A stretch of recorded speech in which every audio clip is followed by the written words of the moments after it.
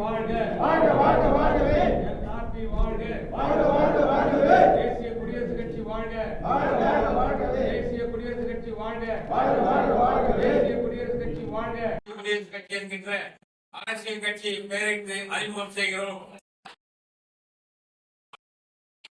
35 ஆண்டு காலமாக நாங்கள் நடத்தி வந்த பாபா சாஹேப் டாக்டர் அம்பேத்கர் நிஜரிக்க பாசறை, அதாவது அபயம் வழங்கும் பாசறை அரசியல் சார்பற்ற முதல் அமைப்பாக இந்த நிமிடம் வரையில் செயல்பட்டு வந்தது. அபயம் வழங்கும் பாசறையின் அனைத்து நிர்வாக பொறுப்புகளும் கலைக்கப்படுகிறது. அபயம் இயக்கத்திற்கான புதிய நிர்வாகிகள் என்றால் எனது தலைமையில் குழு அமைக்கப்பட்டு பின்னர் அறிவிக்கப்படும். அது நான் பொலிட்டிகளா, மேலும் அரசியல் சார்பற்ற இயக்கமாக அபயம் தொடர்ந்து தனித்து செயல்படும். அதே போல நமது தேசிய குடியரசு கட்சியின் புதிய நிர்வாகிகள் பட்டியல் இம்மாதம் 23/2/2020 அன்று விழுப்புரத்தில் வெளியிடப்படும். அதனைத் தொடர்ந்து 2026ஆம் ஆண்டு சட்டமன்ற தேர்தலில் போட்டியிடும் நமது தேசிய குடியரசு கட்சியின் தேமுகவின் வேட்பாளர்கள் காஞ்சிபுரத்தில் நடைபெறவுள்ள கூட்டத்தில் அறிமுகப்படுத்தப்படுவார்கள். தமிழ்நாட்டின் வட மாவட்டங்களில் 18 தொகுதியில் வேட்பாளர்களை நிறுத்துவது என்று நமது என்ஆர்பி கட்சி முடிவெடுத்திருக்கிறது. கூட்டணி அமைக்கும் பட்சத்தில் கொள்கை ரீதியான களமும் கணக்கில் எடுத்துக் கொள்ளப்பட்டு நிர்வாகிகளுடன் கலந்து பேசி முடிவுகளை அறிவிப்போம்.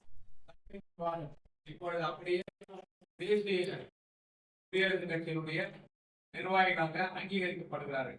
அதன் அடிப்படையில் மாநில துணைத் தலைவர் அண்ணன் PS அன்புதாசன் அவர்களை அறிமுகம் செய்கிறேன்.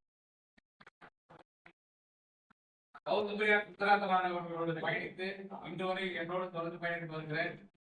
மரியாதைக்குரிய மகாலிங்கம் அவர்களையும் இந்த கட்சியினுடைய மாநில துணைத் தலைவராக மாநில இணை பொதுச் செயலாளராக அன்புக்குரிய சகோதரர் எட்ராஜன் அவர்களை அறிமுகம் செய்கிறார்.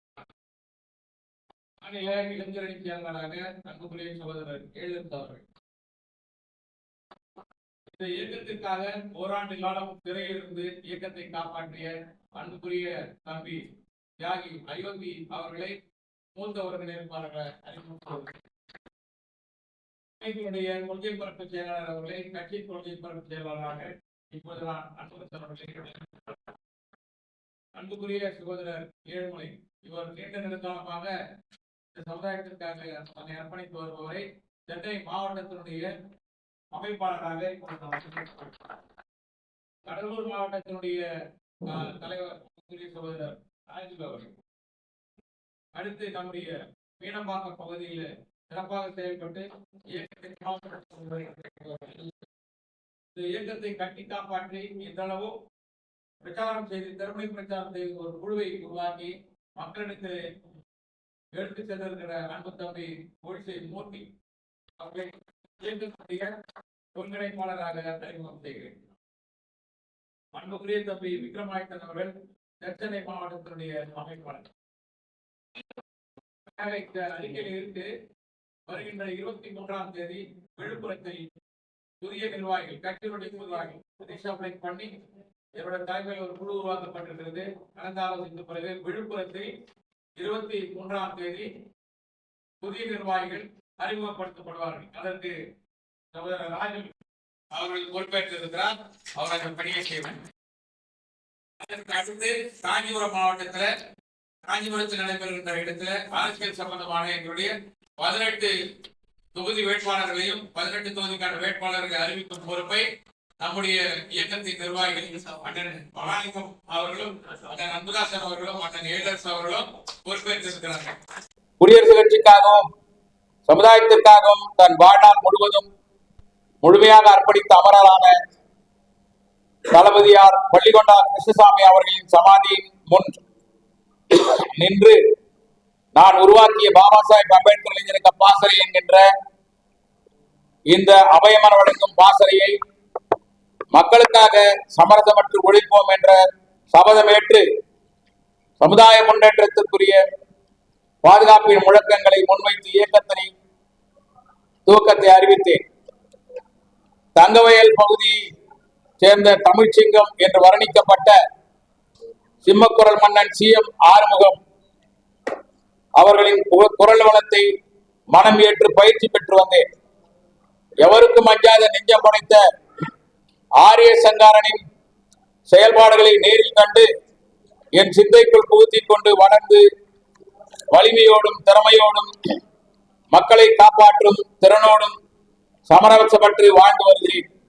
சொலின் செல்வர் சக்திதாசன், செயல் வீரர் டாக்டர் சேப்பன் போன்றவர்களோடு நெருக்கமாய் பயணித்து நேருக்கு நேராய் வாதமிட்டு இளைஞராய் இருந்தபோது எங்கள் எண்ணங்களை அவர்கள் மனம் நோகாது பதிவு செய்த அன்புக்குரிய தம்பியாய் அவர்களோடு பயணித்திருக்கிறேன்.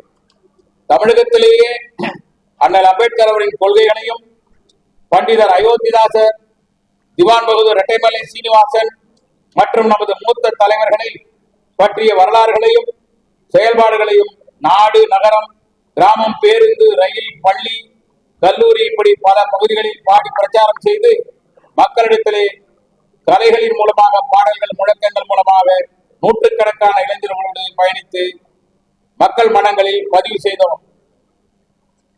என்னுடைய இந்த தொடர்ச்சியை மாநில இணை பொதுச் செயலாளர் தொடர்ந்து வாசிப்பார்.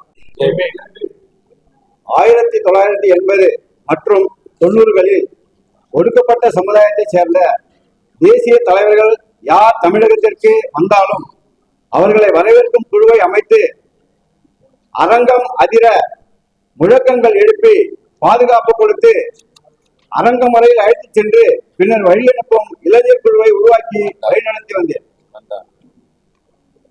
வந்தார். தமிழ்நாட்டில் நடந்த எந்த ஊர்வலங்களிலும் போராட்டங்களிலும் அவரது முழக்கங்கள் ஓங்கி ஒலித்திருக்கும் என்பது அனைவருக்கும் நன்றாக தெரியும். அதனை அப்படியே பயிற்சி கொடுத்து பல நூறு இளைஞர்களை உருவாக்கி இருக்கிறார்கள்.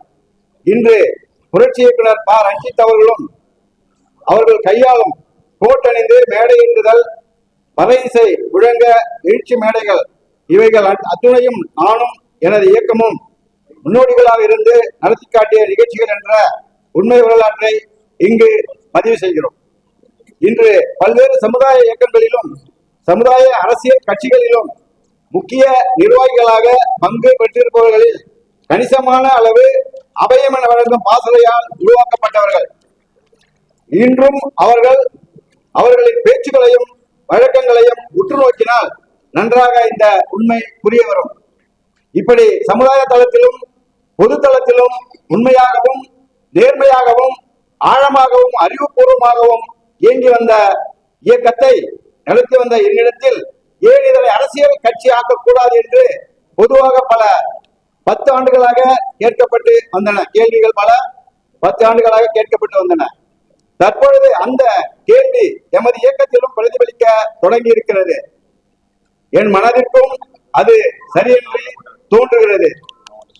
மேலும் இடதுசாரி சக்திகளின் செயல்பாடுகள் குறைந்து போய் இருப்பதாலும் சமுதாய சக்திகள் சமரசத்தை நோக்கி பயணித்துக் கொண்டிருப்பதாலும் சமரசமற்ற ஒரு அரசியல் கட்சி தேவைப்படுவதை நானும் எமது இயக்க நிர்வாகிகளும் முழுமையாக உணர்கிறோம்.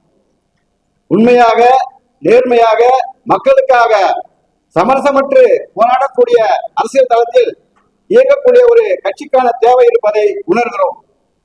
எனவே 11/2/2026 அன்று புதன்கிழமை இன்று தேசிய குடியரசுக் கட்சி நேஷனல் ரிபப்ளிகன் பார்ட்டி என்ற அரசியல் கட்சியை பெயரிட்டு அறிவிக்கின்றோம்.